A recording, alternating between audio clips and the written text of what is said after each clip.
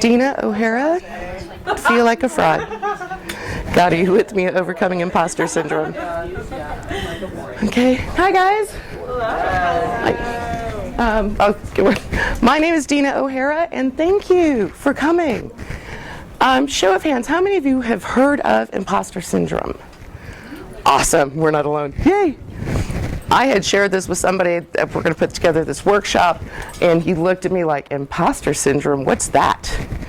So, like, where have you been, dude? You know, I am going to just, there's one lie that is out there, and I'm going to put it out here, that there are people that believe that Christians do not struggle with this because fear is not of God. We know who we are. That's not true. We struggle with it more sometimes than anyone else.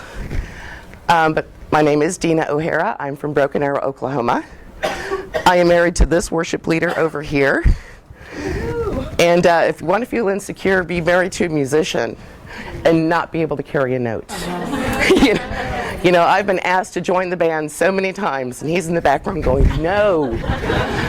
You know, I'm not Lucille Ball, he's not Little Ricky. But I will give you a taste as to a little bit, or a confession. So I've been working on this for a few months. I've been researching it. And Pastor asked me to send it in. He thought this was a great topic of conversation. And I got accepted. So, you know, ta-da. And so I'm looking through it, looking through the list of all the speakers, and I'm seeing PhD, this, Director of International Affairs, that. And I noticed that I spelled imposter syndrome wrong. So it was the first thing I noticed. You know, Nancy, I think I got that slide from you. Okay. And I did. I spelled imposter syndrome wrong. And the very next thought that hit my head was that. And if you're a perfectionist, that's what we do. It's like, I've got all these advanced degrees, and I even spelled it wrong, and I don't need to go. And so, of course, the first thing I did was I took a nap. You know, well, after I fell on the floor and told God to just kill me now, you know, I took a nap. I mean, it worked for Elijah. Now, granted, you know, I didn't have someone trying to kill me. You can't die from embarrassment. But it sure feels like it, doesn't it? You know, so I took a nap, and I got up. I got something to eat and drink, you know, to gain strength. And then I prayed. Would have helped if I did that first, but I did it second or third. And then I called a friend. Imposter syndrome is a spiritual attack, in my opinion. Absolutely, heart, mind, and soul. I've got a short quiz for you guys, though. Can you see that slide? So I'll come over here. So, have any of you guys ever felt like you don't deserve your achievements? Absolutely. When I was a kid, I won a scholarship to live in Sweden for a year. And I'd applied for it. Now, the difference about my story is my parents were divorced. My mother was a recovering alcoholic, drug addict. I'd lived in 20 different cities, at least. And I was up against these kids with 2-parent homes, beautiful houses. Dad worked for GM, mom was a stay-home mom, PTA. And I went to my mentor and I asked, you know, I'm not going to get this, I'm not going to get it. She goes, just tell the truth about who you are. And I got to go because I overcame my mother's alcoholism. We were in recovery. I'd lived in 20 different cities. And these kids that I had idolized might not have had the emotional skill set to handle this. Now, what was really great about that trip is I did get to go to the Nobel Awards. And we were granted an audience with the king. And now I need to tell you there are 3 rules when meeting royalty. Don't speak unless spoken to. Address him only as your grace. And whatever you do, don't touch him. Do not touch him. How many of you guys think I kept the rules? I was so excited as a kid that I grabbed his hand and said, "Hi, I'm Deana from Detroit, and wow, you're shorter than I thought you'd be." So yeah, I've insulted royalty. It's awesome. What's really great with that story, though, is I had not yet joined a church or gotten to know Christ, and shorter than I thought I'd be, or I thought they'd be, might relate to the world, but it doesn't relate to my God. Have you ever worried that people will find out you're secretly not worthy? I see a lot of head shaking. After success, do you just think it's just good luck? I have. When I got that scholarship, I'm like, well, I lucked out. Or do you think you've tricked other people into thinking you're more successful than you actually are? Definitely had that in corporate. Felt that. How about, do you suffer from the "I'm sorry" syndrome? Yeah. I'm sorry it's raining. Like I have any control over that. You always say you're sorry. Oh, yeah. That's the Midwestern polite, yeah. I'm sorry. Do you know how many times I've apologized to people here for our weather not being warmer? I am personally responsible for Phoenix's weather. No. Yes, no. I'm so sorry. We call it being polite, but it's not. And do you dismiss compliments and awards? Did you know Mother Teresa was nominated for a Pulitzer Prize, turned it down because I'm just a person? She did later accept it because, money, it would have helped with the mission. But, yeah, dismiss compliments or awards. I worked in a church for somebody, and you could not compliment him at all. It was the worst case of imposter syndrome I'd ever seen. And when you told him something was great, he's like, "Oh, that was just God." Or "You did a good," he would dismiss it. "Oh, that was a team effort." There's absolutely nothing wrong with saying thank you. It's okay to be complimented. We're not taking that away from God at all. Go back over here. So, didn't set this up. And to be clear, I'm still working on this. This is supposed to be a conversation. So, definitely, if you've got questions, you want to talk, or you have a thought, raise your hand. In my research, I discovered we have 2 doctors from the 1970s who they're in college, they're working on their PhDs, and they felt very insecure. They felt like they didn't belong. And so what they termed it as is imposter phenomenon. They'd interviewed over 150 other women who had the same experiences. But while they started with this research, they just interviewed a small sect of people in a very specific demographic. One of the things that does stick out to me, though, with all of the different things, with the women that they interviewed, there was no evidence to say that they were failures or they didn't belong. It was just a feeling that they felt. In the end, though, they discovered that healing is in community. And by talking to each other, meeting with each other. All right, I need to slow down. I'm from Detroit, so I talk way too fast. Can you remember a time in your childhood where someone told you weren't smart enough or you weren't good enough? And does that play a role today? Or maybe you come from a high academic background where you've got a sibling who's already got their PhD and he's 18. Or whatever. And it doesn't matter what you do or how smart you are, you're never going to top them, in the eyes of your parents. But that happens, and that can lead to us thinking we're not good enough. That photograph was actually taken in Chicago.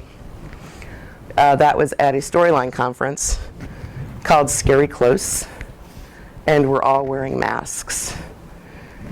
And I'm going to differentiate Christian imposter syndrome just a little bit, because it's not just, in corporate where we're not good enough, where we don't feel worthy of God's call on our lives.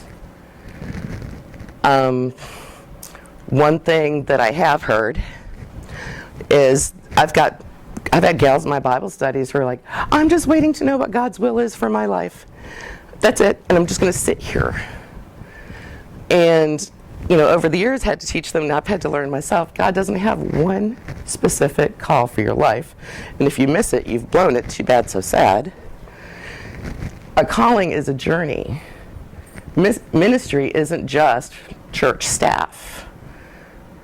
We're all in ministry. God doesn't play duck, duck, goose.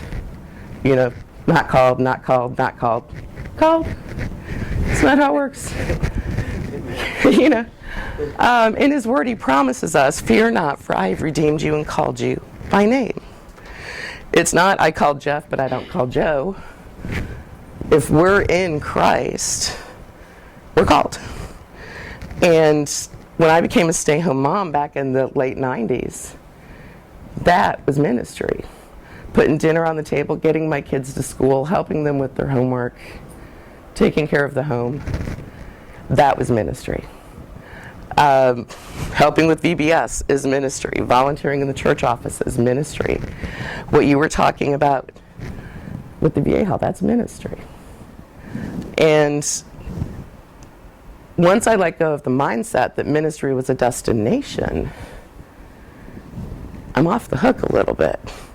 I don't have to be that perfect. And I don't have to normally fall on the floor because I forgot an E in the word. Just for definitions, a fraud is somebody who intentionally deceives other people. Now, imposter syndrome is a fear, it's a feeling, it's a thought. It's not reality. But it feels real to us, doesn't it? It absolutely does. But I'm not going around deceiving people that I'm something I'm not. We're not going around and, hopefully, intentionally lying about our credibility. Now, if I'm going to come in here and tell you guys I have a PhD when I don't, then kick me out the door. That's intentional fraud. But for 98% of us, or for most everyone in this room, I'm assuming, we're not frauds. But I'm going to preface, are we real? And I'm going to ask that because when I first joined a church and became a Christian, I got accused a lot of having Jesus wrapped in a pretty pink bow. And so for the first 10 years of my ministry, I had learned how to look, how to dress. I had beautiful nails. My hair was just right. I knew the lingo. I wasn't intentionally a fraud. I just wasn't me. And I was denying who God created me to be. And I had to learn that. And this is where I need my husband's help. We'll get into this chart. I pulled it in from a data incubator. The cycle of imposter syndrome, and I want to talk about this a little bit. Or I can come over here. Okay. So we talk about new task, job, season, or call. So we start with the new task, and that's when anxiety, procrastination, and over preparation kick in. Yeah, you guys ever been through that? Starting is the hardest part. Starting is the hardest part. Have you heard of perfection paralysis? Yes. Oh, heard of it. You live it, right? Your love language, right? Absolutely. Yeah. I'm going to wait until I've got enough time to do it perfectly. Problem is, I never do. And I'm part of a mastermind out of California right now. And our mentor and our coach is teaching us 15-minute blocks. Don't wait till you have enough time to do it perfectly. She's list it out and then just work on this piece for 15 minutes. That's how you eat an elephant. And that kind of helps take the perfection sting away. But once the project's completed, we've got all this relief We feel so great until you realize it's like, well, I got lucky, and then somebody else could have done a better job. Definitely. And then the fear of, oh, the next project. That's absolutely terrifying. When you finish a project, how long do you guys feel relieved? Unless it's a building campaign, and then I'm relieved forever. And I've lived through 3.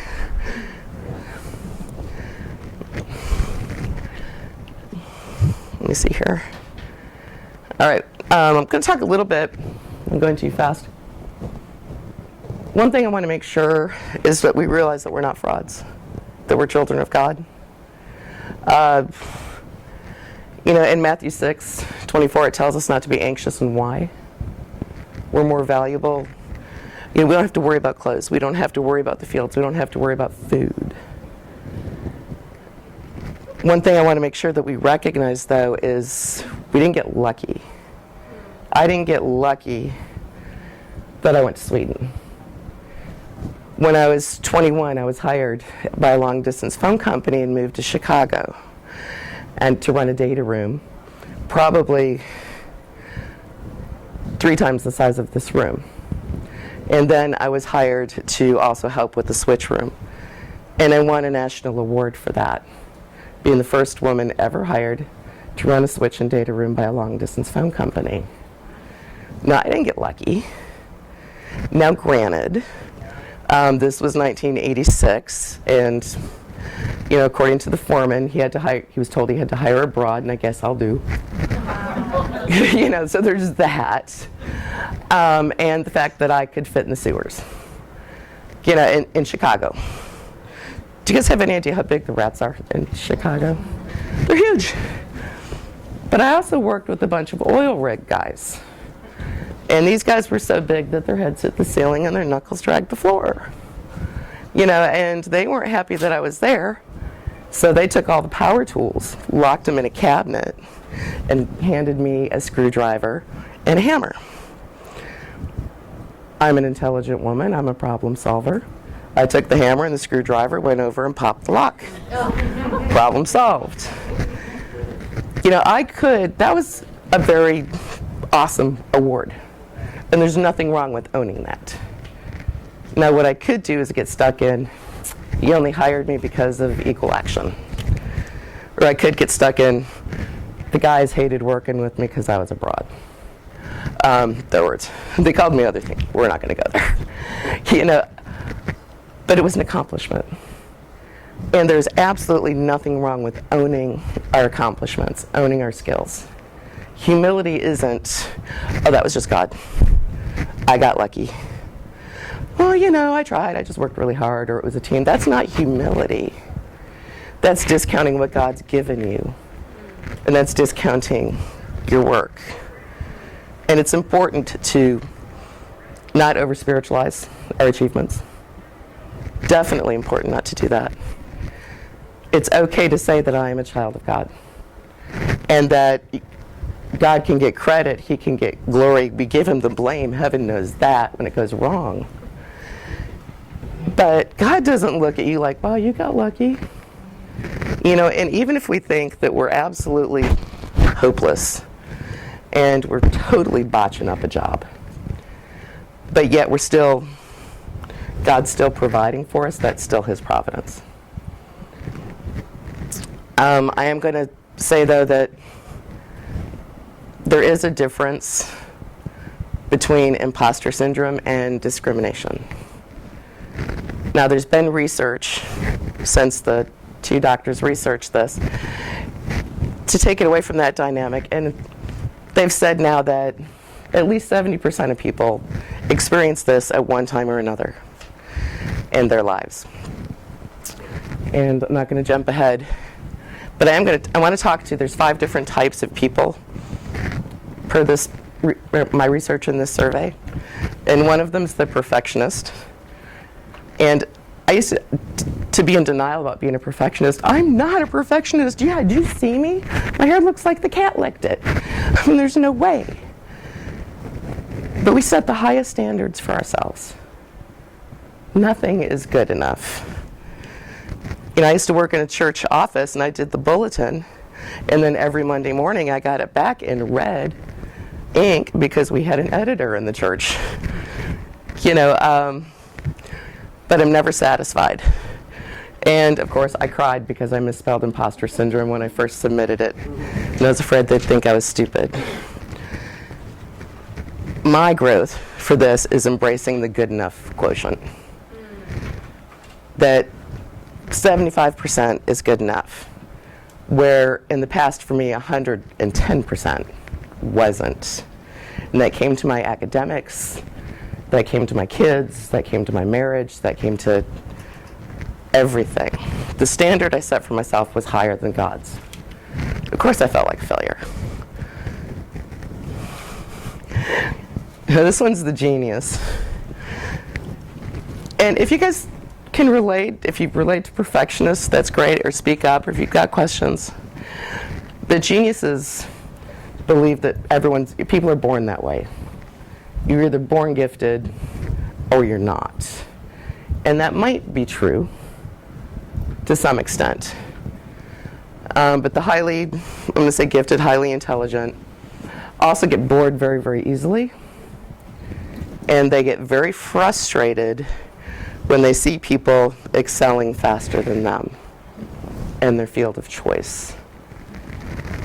I have a son who told me when he went to college, he didn't learn how to learn until he went to college because school came so easily for him. And anybody like that? It drove his little brother crazy because school didn't come easy for him. But there was a reckoning in that relationship when Charlie's like, I have to learn how to learn. I have to learn how to study. And he, in resolving that, where things come so easily to people that the first time they're stumped, somebody lied. Am I really gifted and smart and a genius? Because the world's telling me I'm kind of stupid right now.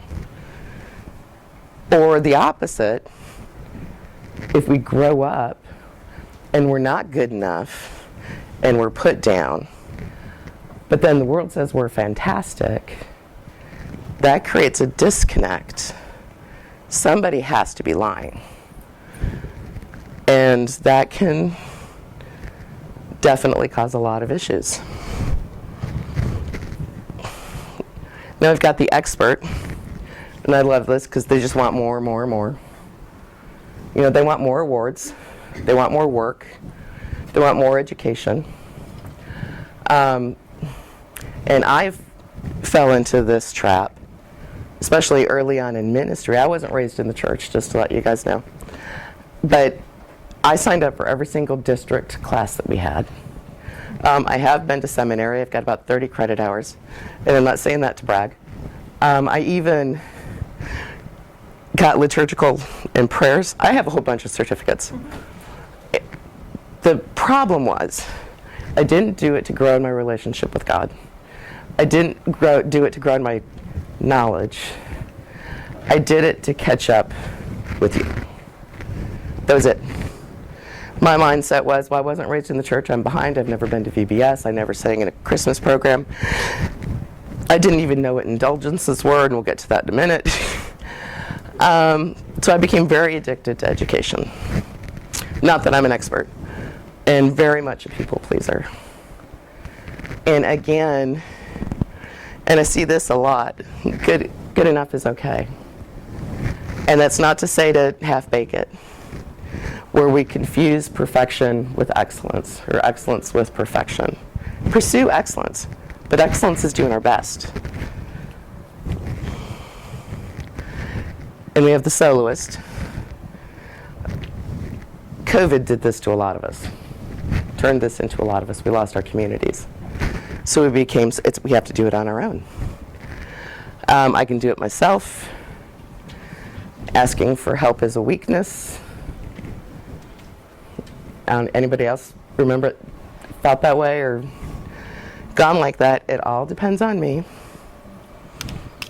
And I need more time to prep because I don't have people. So it takes longer to do things. what I liked about that, he had joined a mastermind, that was in one of the things. For someone who's used to working alone and running solo, especially coming out of lockdown,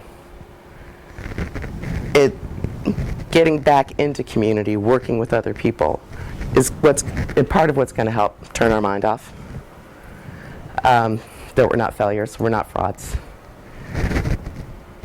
And reaching out. And find a tribe of dream builders, not dream crushers. Do you guys know any experience with dream crushers? It's like, why are you going to do that? You know, imposters, well, I'll get. And then, of course, we have the superhero. That's where I put on my She-Ra cuffs, and we're going to go. Oh, and I will say my slides are available to you. We're having a technical glitch with me being able to get your QR code. So I'm doing the old-fashioned, if you want my slides, give me your email. So I was supposed to be able to do that through Whova, and it's just not working. Superheroes have a hard time saying no, whether it's the pastor who's running the whole church, the DCE, the super mom who's running it all. In our homes, we have a hard time saying no. I don't know if anyone can relate to this character. I can't multitask to save my life. My mentor knows that.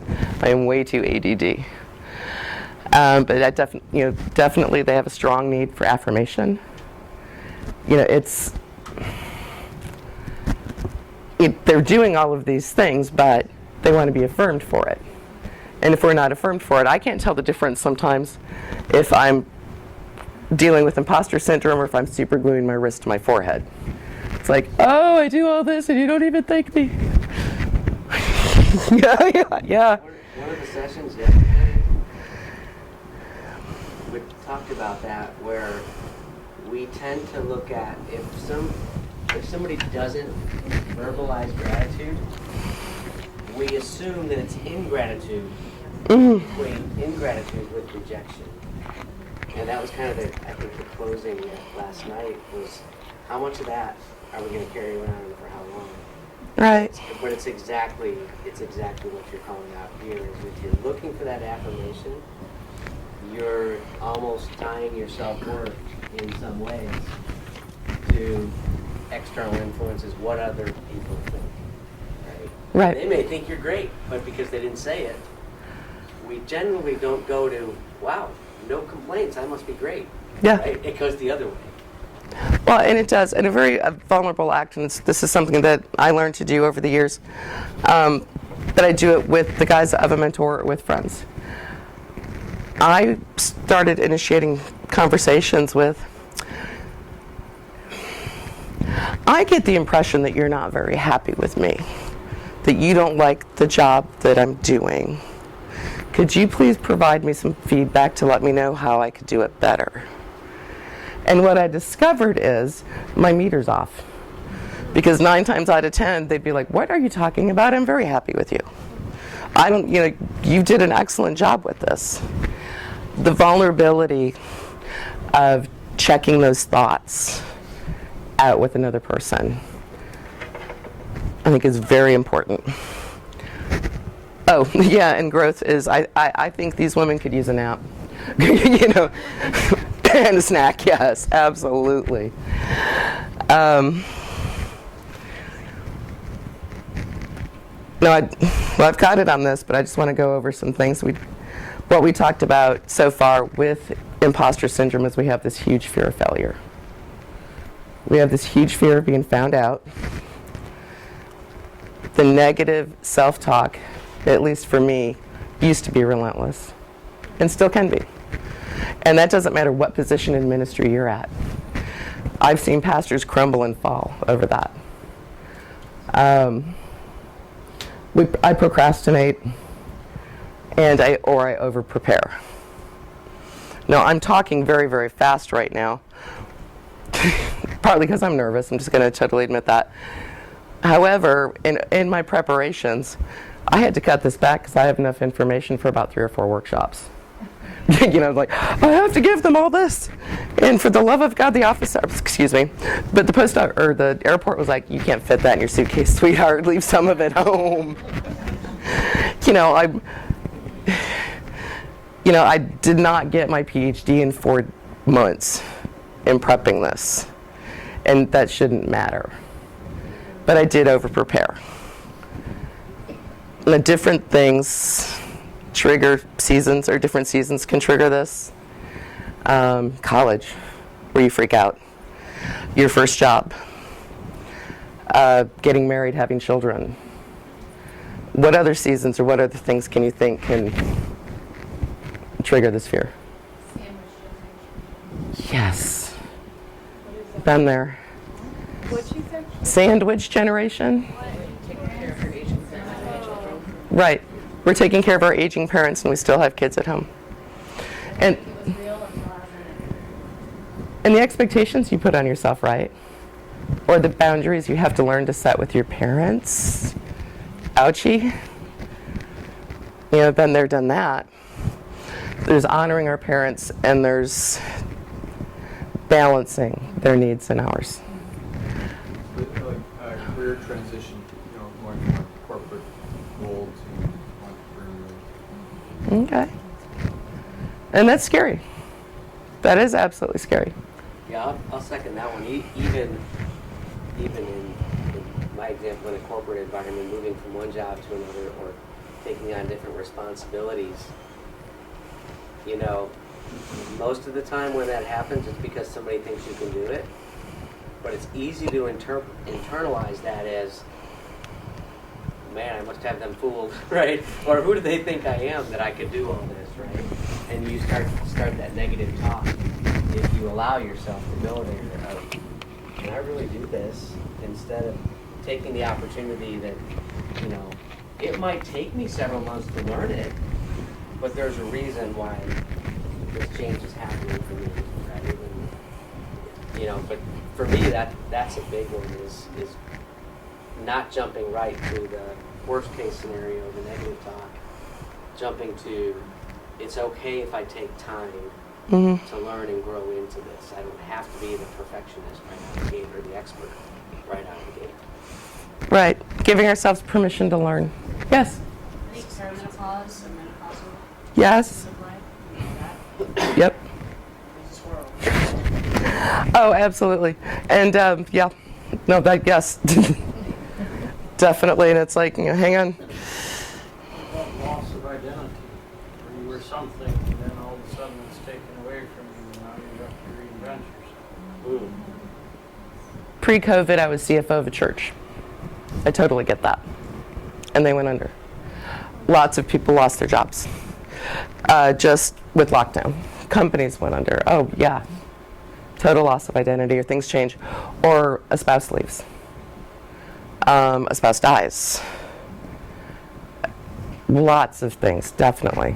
Kids go to college. Kids go to college. I remember I cried for 2 months when my son left for college. You'd have thought he died. And because my life was over. What was I going to do now? And we kind of joked around because it's like, well, who are you and what are you doing in my bed? I don't remember you. Oh my gosh, do I have a third? And having to reconnect. But having to reconnect in an empty nest. Yeah. Definitely. And all of that, all of these things can trigger the fear, can trigger anxiety. I do have an activity, and you guys can take a picture of this or I'll send it to you. I didn't bring my workbook. We're talking about thoughts right now and holding thoughts captive. What is very helpful, what I found very helpful for me is writing the event, writing the thought, the supporting evidence of that thought, and then holding it captive to Christ, because 9 times out of 10, my evidence is bunk. And holding it captive to Him. This is where I take my prayers back to God. This is where, especially when the thoughts come, my first thought after I've had my meltdown or not, turns to God with, Give me the confidence I need. I trust in you. I am fearfully and wonderfully made. I know that you will never leave me nor forsake me. For every one of these instances that has to go back to God, that is the solution. Jesus is the solution for our thoughts in this. Definitely. And the next one's scarier, owning failure. This one I did with a mentor. And this is one that nobody wants to hear this, and I'm seeing people cringe. I did this with a mentor and listed everything I think I failed at. And then she's like, oh, wow, that's awesome. So what'd you learn in those failures? What'd you learn in those mistakes? And then turned it back around, with my mentor, well, here's what I see with you, or here's what I see with all of that. And Brene Brown said this, and I do like her as a speaker.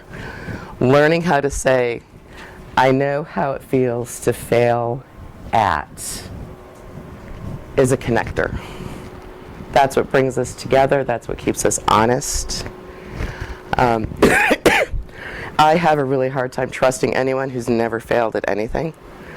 And if they haven't, they've never left their home. They're lying. They're lying. Absolutely. This is where authenticity comes in. When I was, especially new in the church, I didn't fail. I never failed. Not at all. Not once. Not once. As I said, I was not raised in the church. I had met my husband. He told me he was Lutheran. The only reason I went out with him is he told me he was a guitar player. That was the only reason. Only reason. He'd actually asked me out several times. I said, no, I don't normally date people I work with. And he said, that's okay, I'm not normal. He didn't lie. And he took me to church with him, and I'd never been into a Lutheran church before. Growing up, I had tried to join the churches in my neighborhood. They had programs, they had outreach events. And I went to 3 different churches, asked if I could join. I was about 13, and they all said no. They were not equipped for unsupervised children. I could come to their events. I could come to the church with my grandma, but I couldn't join the church. And so my gospel, my Jesus, was any book I could pick up. Christian authors are the bomb because you are my gospel. That's how I heard the gospel. And so were Christian comedians like Mike Warnke, Ken Davis. That was the only place I could hear it. But when we joined our church in Broken Arrow and Busted Stick, the church itself was planted with a resentment in a coffee pot because the other Lutheran church changed their hymnals from red to green. And that's how our church, got planted. And we had this really young pastor, he's about 34, 35, great guy. But we're having our son baptized and wanted to, and he came over, sat at our kitchen table. He goes, well, I'd be happy to baptize your son, but I'd love it if you joined our church.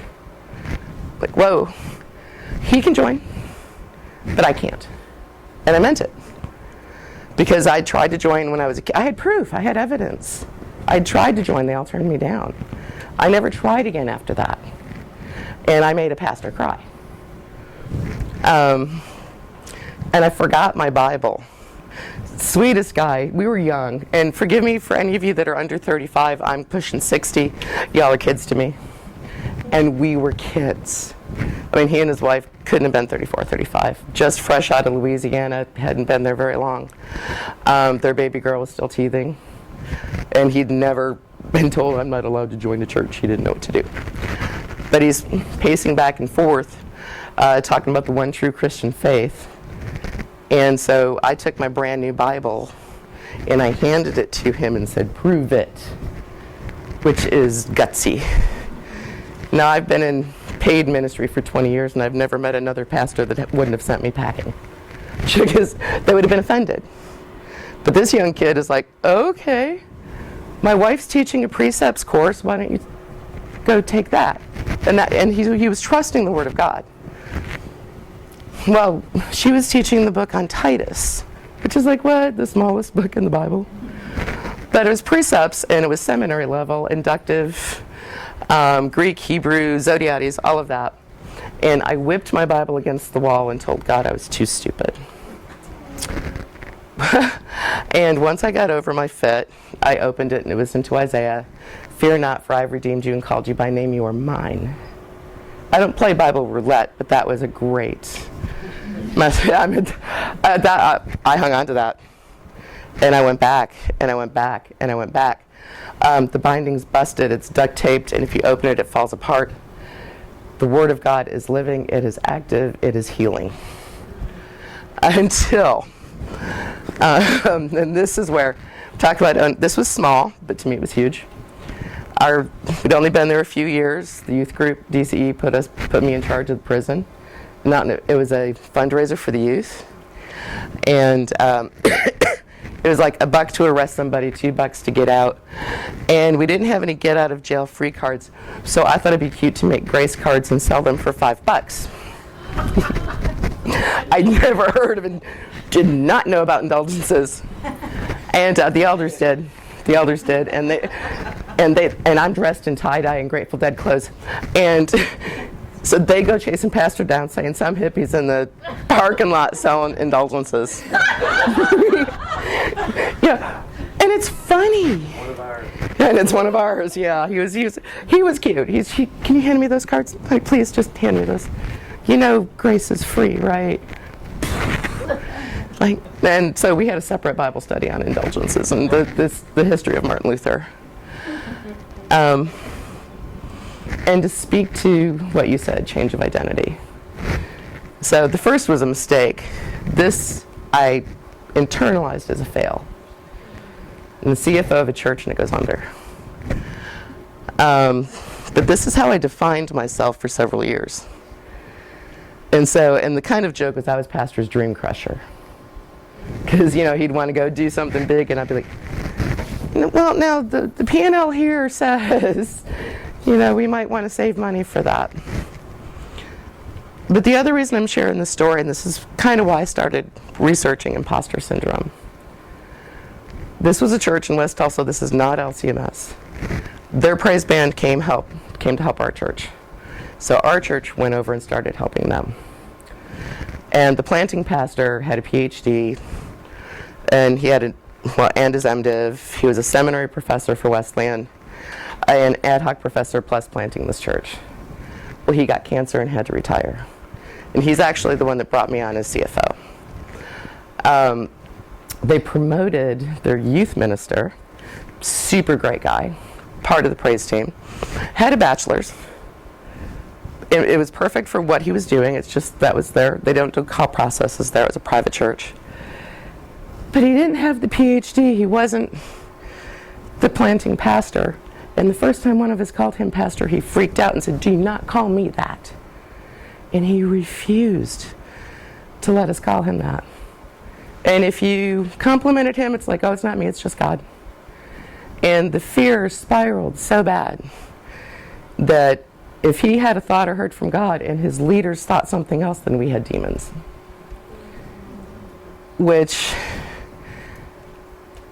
What happened is he wound up making a huge mistake, spiraled out of control, got fired. And they sold the church lock, stock, and barrel. Leadership. We were crushed for months. We were all out of a church. We were crushed because we thought we couldn't save the pastor. We thought it was our job to save the pastor. And that's kind of idolatrous. I'm not God. I'm not the Christ. And that doesn't make me a fraud, doesn't make me anything. In ministry, we're going to run into, we can't save everybody. The other thing I want to talk about, I kind of want to camp here for a little bit, about facing shame. Because that's the other thing. That's the flip side of this feeling like a fraud, is hidden shame. And the truth is, we all have it. We're afraid to talk about it. And, shame starts 2 tapes in my head. It tells us we're not enough. And who do you think you are? Who do you think you are to lead a Sunday school class? Who do you think you are to be a DCE or a worship leader? Who do you think you are to be a Christian writer? And if Satan can't use our thoughts to take us out, he's going to send people. That's just a fact. We all deal with that. You know, the first time I realized that there were mean people in the church, I was working in one. And I was floored. I had an individual come in. Am I jumping ahead? Oop, back. Well, I'm going to jump back. I don't mean to. I'm going to put this here. The slide's early. You know, shame is your spouse leaving you. You know, just listing what shame can be. Shame is losing your job. Shame is getting fired. There's a new one that's out post-pandemic in a post-Christian world. Shame can be or is watching things change so rapidly and wondering if we're still relevant. You know, one of the things, it's been over a year since I spoke anywhere. It's just, so who am I? What am I doing now? You know, I'm a Christian communicator, as a Christian comedian. Everything shut down. You know, I lost my day job, and, you know, am I still relevant?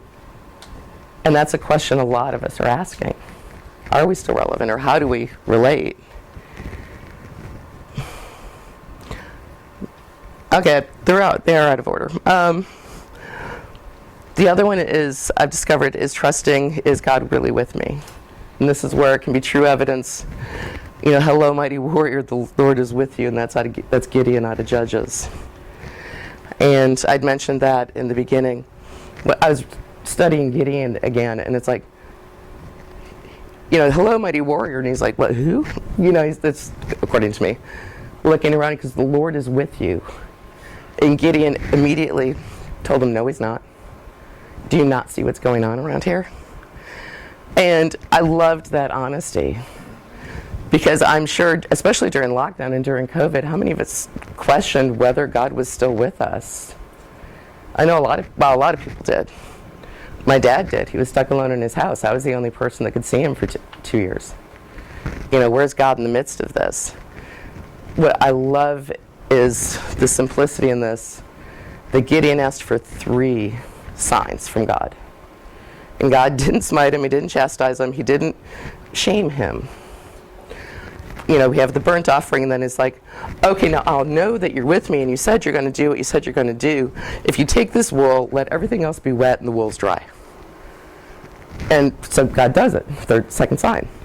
Third sign, okay, flip that. Get the wool wet, and God does that.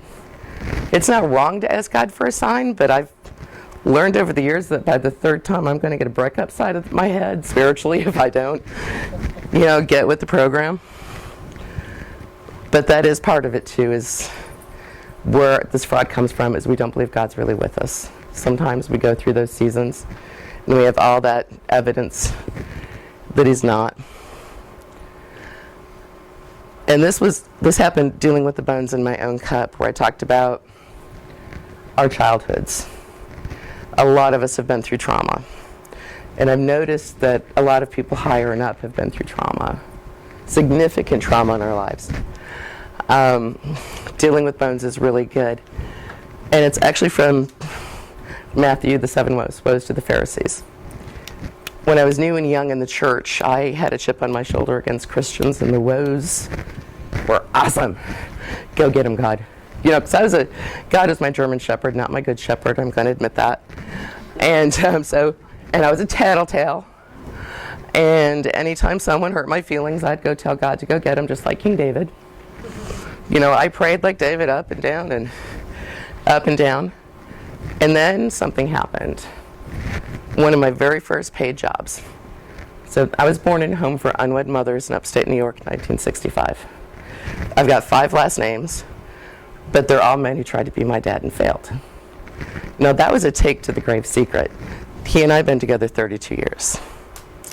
Someone in the church found out where I was born, stormed into the office and asked if it was true, and then chewed out my supervisor for hiring, not going to say the word, to answer their phones. And this was 2003, 2004, 20 years ago.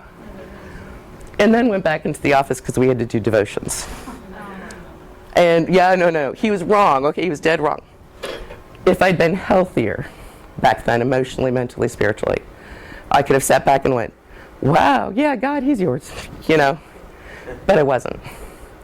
I hadn't dealt with my past back then. I go to devotions, don't remember a thing this person said, come back, and he calls 10 minutes later and says, I forgot to turn off my coffee cup. Would you go do it? To me. And I know you have a right to be angry, but humility will get you farther, is a quote I heard recently. And so I said fine, because if I didn't, the church would probably burn down, and that would be bad. I go get the coffee cup, and I talk to God all the time. And I turn it off, and I notice it's full, and I'm like, oh, good, it's going to get mold. Let it get moldy. And the Holy Spirit does more than make us dance and sing and shout. It convicts, it comforts, it does everything, and God said, no, pour it out. And I pour it out, and I notice the outside's clean, the inside's filthy. And I'm like, he deserves it. You know, again, I'm arguing with God. That's 3, right? 3, hello? Arguing with God. And so he's like, I remembered this from the 7 woes. Woes to the Pharisees, you hypocrites. You look like whitewashed tombs, beautiful on the outside, but on the inside full of the bones of dead men and everything unclean. I was on my very first church job. I was way skinnier than I am now. I had perfect hair. I was a certified Bible teacher. I had designer shoes, and I'd learned how to wear my dresses longer, or at least more acceptable than what I used to show up in church. I mean, the first time I went to church, the ladies thought I was cold. Offered me sweaters, coats, choir robes, you know. I looked great. And that was the first time in ministry that ever applied to me. And that was huge. You know, that was huge. I cleaned out the cup. I put it back. And the voice in my spirit is, are you going to let me heal you or not? And God says that. Well, so I'm a huge proponent of therapy, by the way. I'm just saying, 3 years later, after that, there are things that happen to us that God allows to get our attention, to bring healing. It just is. And this is a really blurry picture, and it's almost 3 o'clock, I think. So we live in a lake, or on a lake, and we have a resident fox. He's cute. And he comes and plays under my porch, and we have geese. What was interesting is I saw the fox stalking the geese outside, coming around the corner of the porch. All he needed was one to run, just one. That's all he needed. And he gets to the geese, and it snapped just a little too late. All of those geese stood up, side by side, arms in the air. And the fox laid down. I know it's really hard. You know, you're rushing to take a picture. The fox laid down, the enemy laid down, because there's strength in numbers. All the enemy needs is one to scatter us, one of us to chase. And so that's what I like in Ecclesiastes. You know, a person standing alone can be attacked and defeated. To stand back to back and conquer. Imposter syndrome can only win if we're silent. We're only as sick as our secrets. That's the only way the enemy can reach us. Is we'll scatter because we'll feel shame. Most of it's false. You know, and there's a difference between shame and guilt. Guilt says I did something wrong. Guilt's of the Holy Spirit. Shame is not. Shame has never been of God. Shame says I am something wrong. And to go back to the beginning when I said that I fell apart over a mistake, and I took a nap. And sometimes that's all we need. I prayed, I ate, called a friend. We need community, and we need safe community. And we need to be safe with each other and safe for each other. 20 years ago, I wouldn't have been a safe person to call. Because I'd have been, well, like, yeah, I would not have been a safe person to call. I had to find my own safe people to learn how to do that. I have a friend who says things to be careful with toxic positivity. You are blessed and highly favored. You have no reason to feel that way. No. I call it sitting Shiva. And you use that phrase. I might not know how it feels to lose a son or a child, but I know grief. And we can sit with them in that and make room for Christ. Mistakes I've made over the years, and I've failed every single time, is I am not the Christ. But I can sit with you, and I can make room for him, and I can bring you food. I'll let you take a nap while I take care of your kids, and I'll pray with you. I have found, and I don't know if this is true, men aren't necessarily great at community in that regard. Women do it more easily. What I am happy to see is men in ministry having accountability partners, prayer groups together, holding each other accountable. We have that with the band. But that is where we're never going to totally get over imposter syndrome. I would like to say that it's going to go away. Lockdown especially was hard for those of us who speak or perform or write. I've got a girlfriend, she's written like 10 books. And she met somebody at a conference and it's like, what do you do? I'm a writer. Oh, what are you writing right now? Well, Facebook posts mostly. It's like, oh, I feel like fraud.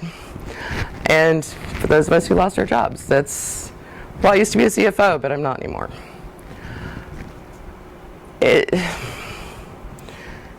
The strength comes in the community and being honest and open with each other, being honest and open with God, confessing to God that I know you want me to do this and I'm scared. Help me do it.